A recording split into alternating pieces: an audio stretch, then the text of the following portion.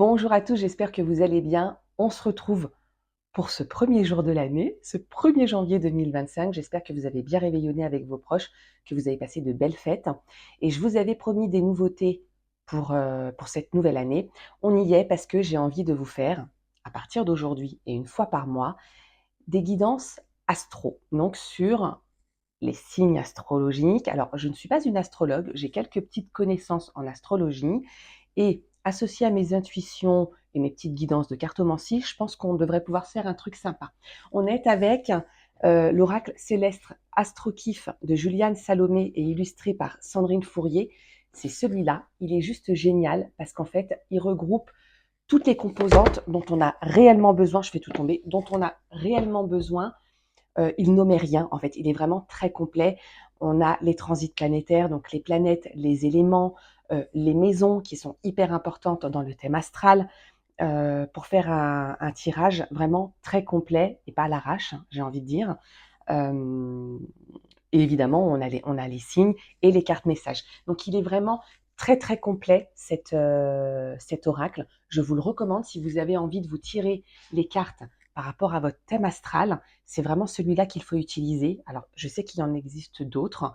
Moi, je pense que j'utiliserai celui-là, sauf si je tombe amoureuse d'un autre oracle d'ici là. Mais en tout cas, pour les guidances astro où on se retrouvera une fois par mois, c'est probablement celui-là que j'utiliserai.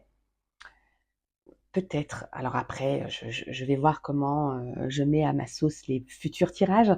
En tout cas, pour aujourd'hui, j'ai préparé en amont le tirage. Alors, je ne vais pas faire signe par signe. Euh, donc, j'ai préparé l'état pour les signes d'eau, les signes d'air, les signes de terre et les signes de feu. Donc, les signes d'eau, les cancers, les scorpions et les poissons, les signes d'air, les gémeaux, les verseaux et les balances, les signes de terre, les capricornes, les vierges et les taureaux, et les signes de feu, les lions, les béliers et les sagittaires. Donc, je regarde un petit peu, en plus, vous allez voir, les cartes, elles sont juste magnifiques. Je regarde quand même un petit peu l'énergie générale, ce qui nous est réservé. Bon, le bonheur, ça c'est d'où on vient, et on va vers Mercure rétrograde, elle va déjà. Alors, ça ne veut pas dire que Mercure rétrograde actuellement. C'est l'énergie qu'il y a. Alors, ouais, c'est un peu normal. Donc, on vient de là. Le bonheur. Donc, on est plutôt pas mal. On est plutôt dans une situation qui est plutôt agréable. Et ça, c'est pour tout le monde, pour l'ensemble des signes. Et on est sur les retrouvailles. Alors, peut-être attention à des retrouvailles qui peuvent, j'allais dire, mal tourner ou dégénérer. Et peut-être des discussions parce que c'est quand même Mercure. Donc, voilà. Et Mercure rétrograde. Ça, c'est pour l'énergie. On a ensuite les petits signes astro qui sont là, que je vais rajouter à chaque tas selon le thème que vous allez avoir, pour voir un petit peu où le signe qui vous accompagne, ou l'énergie peut-être de celui-ci. Donc on va regarder tout de suite pour les signes d'eau. On a, ok, donc la planète Chiron, je vous montre les cartes, hein, le guide et la ruine. Alors, je pense que les signes d'eau, là, vous avez peut-être un moral un petit peu en berne ces derniers temps. On a Chiron qui est associé à la santé, à prendre soin de soi, à faire attention à soi. C'est la planète guérisseuse. Euh, alors, j'associe ça au moral. Ça peut être aussi la santé physique, hein. Vous êtes toutefois invité à écouter vos intuitions, vos guides ou les personnes qui vous entourent, qui sont de bons conseils. Vous risquez de passer par une étape où vous envoyez tout valser, où là, vous déconstruisez pour mieux reconstruire derrière. Ça, c'est pour les poissons, les cancers et les scorpions. On regarde tout de suite pour les gémeaux, les balances et les verseaux. Alors, on est en maison 10, donc on nous parle de nos accomplissements, de ce qu'on fait. C'est la carrière, c'est les choses qu'on met en place. Donc, on est là.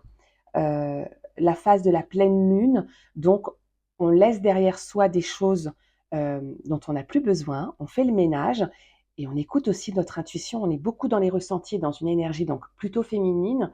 Et on a également, alors on est beaucoup, pour des signes d'air, on est beaucoup ancré, on est dans l'ancrage. On est en maison 6 également. La maison 6, c'est la santé. Alors, la santé, le travail, les habitudes, c'est tout ce qu'on met en place pour notre bien-être. Donc je crois qu'on travaille beaucoup sur nous, parce que je suis Gémeaux. Je crois qu'on travaille beaucoup sur nous, les signes d'air, et c'est pas trop mal. Ah, j'ai pas dit de quel signe on était accompagné. Donc pour les signes d'eau, on est avec le Scorpion, le signe d'eau qui pique. Donc ou que vous êtes accompagné par un Scorpion, les signes d'eau, par un autre signe d'eau, ou que c'est cette énergie-là qui vous accompagne.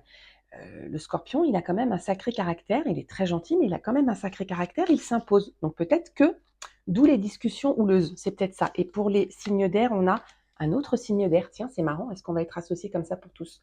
On a le Sagittaire. Le Sagittaire, c'est le bon vivant. Alors c'est le signe de feu qui, pour moi, pourrait être associé à un signe d'air. Euh, L'épicurien, l'idéaliste, il est très franc. Alors oui, non, je disais, c'est un signe d'air, pas du tout, c'est un signe de feu, qui est associé au signe d'air, les Gémeaux, on va y arriver, les balances et les Verseaux. Je crois qu'on est beaucoup dans l'action, hein, les signes d'air, hein. Les signes de terre, hein, avec les taureaux, les capricornes et les vierges, on nous parle de la maison 5, la création, l'amour, les enfants, donc ça peut être la famille, la destinée, et en maison 11, le collectif, les apparences et les amis. Je crois qu'on nous parle beaucoup du foyer, ou en tout cas de notre entourage, et que ça va être la préoccupation des signes de terre. Les signes de terre, c'est des gens sur qui on peut compter.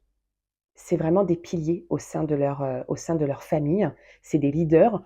Et je crois que là, vous prenez en main les clés de la destinée de vos proches. Et quel est le signe qui vous accompagne ou son énergie? On est avec le Gémeaux. Le Gémeaux, c'est moi.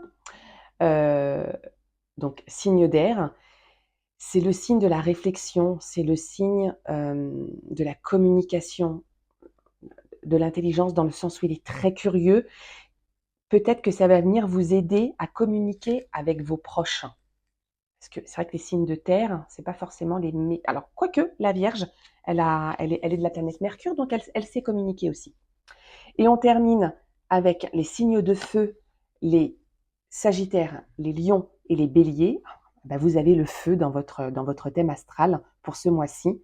Alors, la porte, vous laissez quelque chose également derrière vous. Vous passez une nouvelle étape, vous avancez. Je suis pas étonnée des signes de feu. Alors, pour le coup, vous pouvez briller à donf, allez-y à fond les ballons, parce que c'est ce qui vous accompagne, c'est votre élément. Donc, je crois que là, vous prenez les choses en main. Et le changement avec le soleil, alors ouais, là pour les signes de feu, on y va, c'est parti. On transforme tout, on envoie valser vraiment.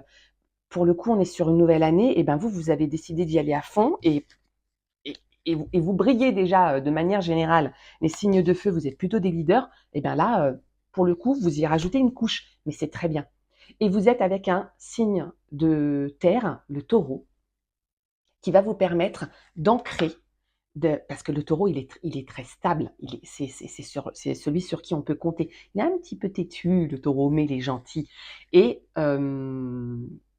du coup, ça va vous permettre d'être stable dans vos décisions. Parce que si vous y allez tout feu, tout flamme, eh ben, peut-être que ça va vous permettre de rester ancré et ce sera pour le mieux. Voilà pour cette guidance du mois, cette guidance astrologique. Donc, j'essaierai de vous faire ça tous les mois, en début de mois. Et puis, comme d'habitude, vous retrouvez les guidances de la semaine et les guidances messages du jour. Prenez soin de vous. L'année commence. Je vous souhaite encore une très bonne année. Je vous embrasse et je vous dis à très vite.